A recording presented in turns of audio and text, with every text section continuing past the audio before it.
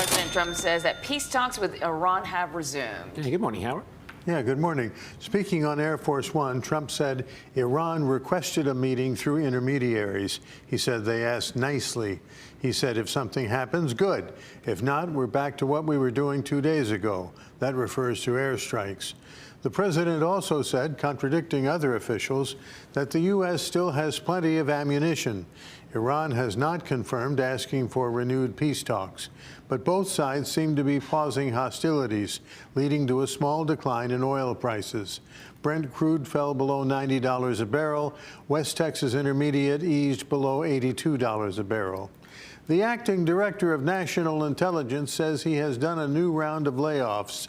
U.S. intelligence agencies like NSA and CIA filter all they know through this office.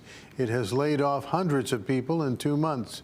Acting Director Bill Pulte, a former housing regulator, characterized the layoffs as thoughtful and measured. He did not say how many cuts were made this week or whether any were reassigned.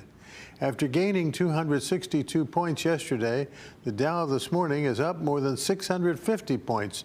That's a full 1.25%. All right.